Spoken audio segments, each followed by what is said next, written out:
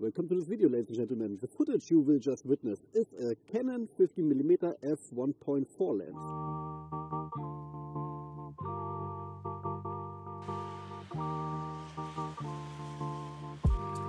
The Canon FD 50mm F1.4 lens is a manual focus lens. It's a standard prime lens that's suitable for a wide range of photography applications, portraits, street photography, with low light situations.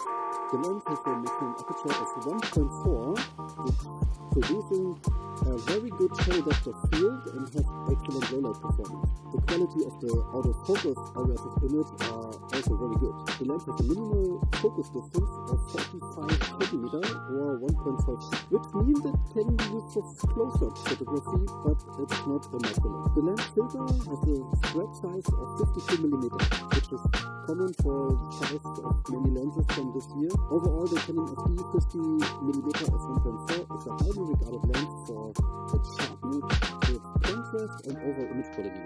However, it's important to note that this lens was designed for use with Canon FD mount cameras. That means you need an adapter now to work with this lens. I read just this from ChatGPT. I think this app is awesome for creating some scripts for YouTube videos. Welcome to this video. My name is Paul. I'm a German video creator. I'm a freelance videographer and photographer from Berlin, Germany. And yeah, these little lenses, I have one here in my pocket. These little lenses are great. That's the 50mm F1.4 lens, and it's on a little adapter from Old, and I pair it today with the Canon, with the Lumix S5 camera. So I have actually two of these lenses. I have a 28mm f2.8 lens and a 50mm f1.4 lens. It was a gift to my, I think, 80th or 29th birthday from a friend. Thank you very much. And I use these lenses a lot with my Lumix GH5, and now I purchased the adapter from Old for the Lumix S5. And these Canon FD lenses are completely manual, and that's ultra cool for me because I use manual focus anyway most of the time.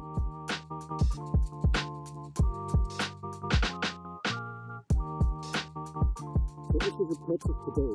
Sponsor is 35mm f1.4 lens, like the bigger one. It puts you about 1,500 euro or something, or at least 4-digit views. And these lenses are pretty good. They look ultra sharp, they look nice.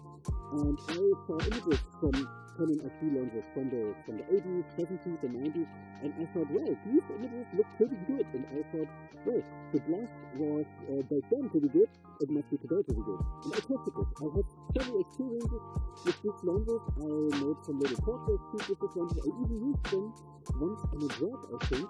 And yeah, I like these lenses pretty much. And the image quality looks amazing. It's of course not so ultra clean as the modern images from modern 35 or 50mm images lenses. But all in all, look, these images pretty good in my opinion.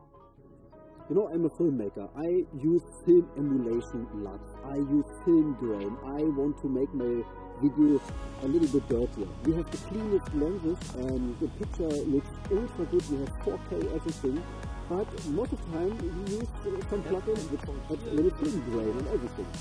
I cannot emulate the film grain with my camera, that's for sure, but I can make the picture look a little bit different because I think 80% of the image looks makes the lens. Or more, because you have just the sensor provides you with a clean image. But 99% of the look from the image is, in my opinion, the lens. And then you have such a cool lens, like a vintage lens, the bokeh looks a little bit different. You have a bokeh which is on the edges slightly distorted, you have some major lens flares when you put it directly into the sun, and you have some different failures in this lens, which are, I think, added features. Have I mentioned that I've become a dad 4 days ago? I mean, I told it you in some recent videos, and yay, I'm a dad now. My daughter Nova is healthy, Mama is also healthy, we are all pretty happy, and everything went fine. It's ultra cool to be a dad. I can't even describe it in words how happy we are, and that's ultra cool for me. So, maybe I'll show you here some footage, but I'm not sure if it's cool to portray my daughter on social media or YouTube or whatever, I don't know. Maybe I blur the face, maybe not. I don't know. But we are ultra happy. It's cool to be a dad. I can tell you, when you see your daughter then the first time, and when you hold it in your arms, all the worries you have, all the fear you have is then completely gone. I fell immediately in love with her, and that's indescribable. You cannot describe how that feels. I think when write in the comments if you're a dad or if you're not a dad. Maybe you can then tell me if you feel the same way or not. I don't know.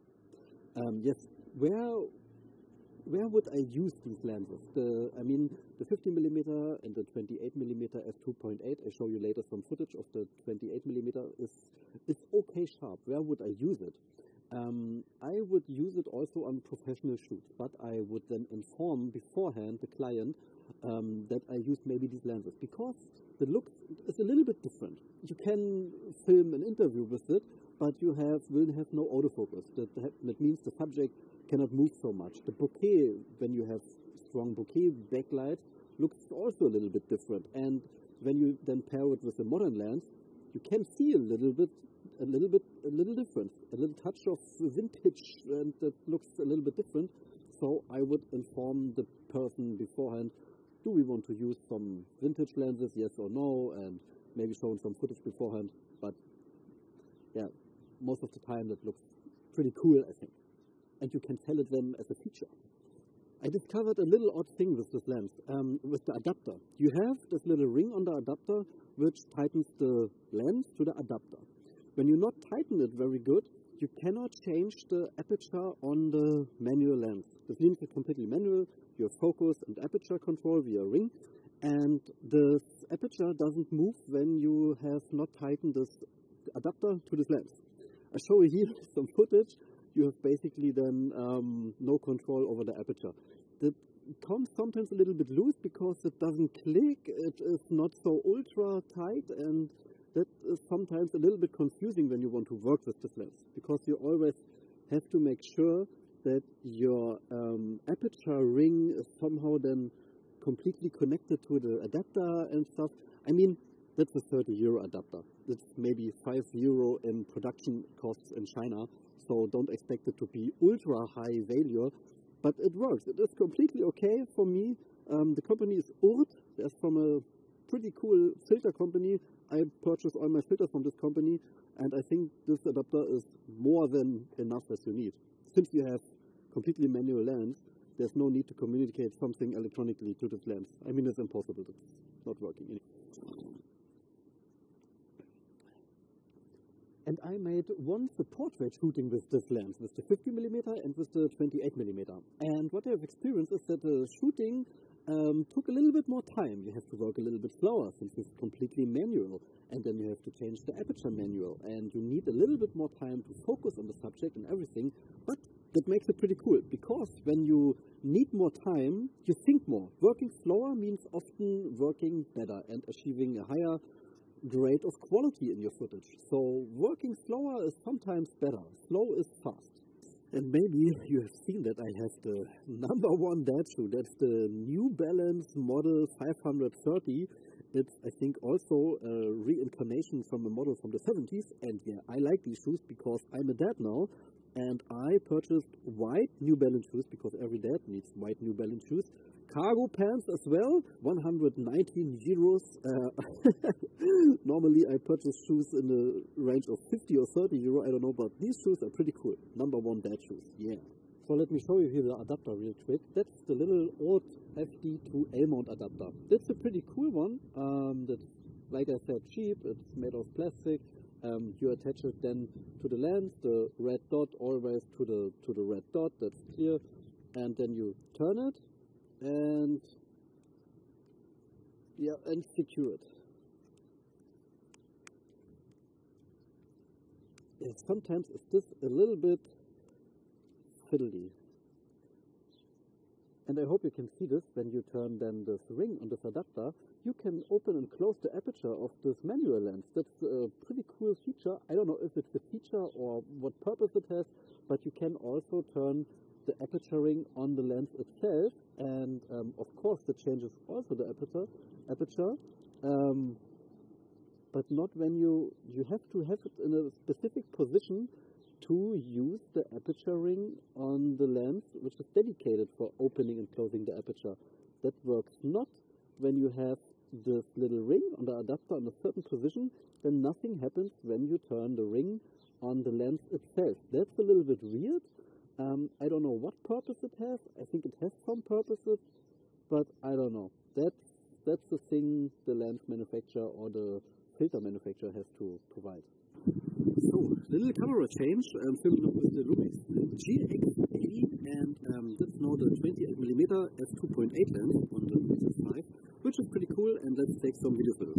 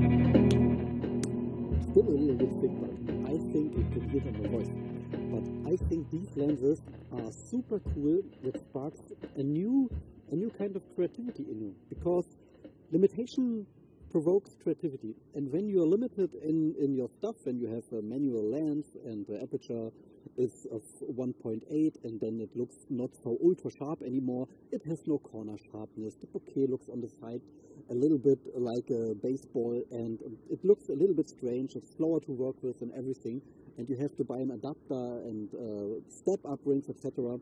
But it gives you a new kind of creativity, and I like these lenses. And if you want to see maybe more about these lenses or anything else, then write me in the comments what do you think about this lens. Subscribe to my channel if you want to see more. Buy a vintage lens, that looks pretty cool in my opinion. Thank you very much for watching, and see you in the next video.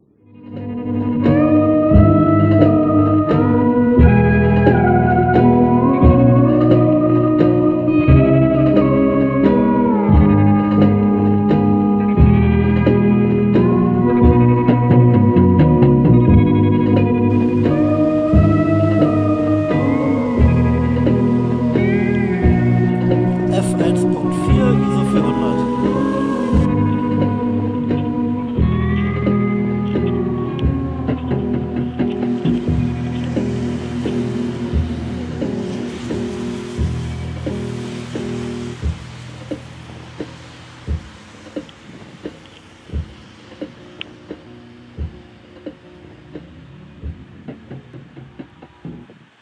So that's the 28mm f2.8 lens. It's currently, I think, on f8 or something.